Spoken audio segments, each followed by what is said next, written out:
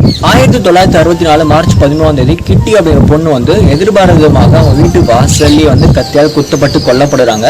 இந்த ஒரு சம்பவம் வந்து பார்த்தீங்கன்னா விடிய காலம் நடக்குது. ஓகேவா, ஒரு 3:20 AM வந்து அப்போ வந்து நடக்குது. அந்த நேரத்தில் அவங்க வந்து கத்தியால் குத்தப்படும் போது அவங்க வந்து நிறைய வந்து கத்துறாங்க, நிறைய பிளட் வந்து லாஸ் ஆகுது. அவங்க வந்து எவ்வளோ வந்து கத்துனாலும் சரி, பக்கத்து அப்பார்ட்மெண்ட் இருக்கவங்க வந்து யாருமே வந்து ரெஸ்பான்ஸ் பண்ணவே இல்லை, யாரும் வந்து எட்டி கூட பார்க்கவே இல்லை. இவங்க கத்துற சத்தத்தை வந்து மற்றவங்க எல்லாரும் கேட்குறாங்க, பக்கத்து அப்பார்ட்மெண்ட் இருக்கவங்க எல்லாருமே கேட்குறாங்க. பட் யாருமே வந்து ஹெல்ப்புக்கு வரவே இல்லை. அந்த அம்மா வந்து ரொம்ப வந்து கத்துறாங்க, முடியவே இல்லை. கடைசியில் 3:50 ஓகேவா. ஸோ அப்போ வந்து அங்கே பக்கத்தில் இருக்க முதல் நபர் வந்து போலீஸ்க்கு வந்து கால் பண்ணி பேசுகிறாங்க. அது வரைக்கும் வந்து யாருக்கும் வந்து ஹெல்ப் வந்து போகவே இல்லை.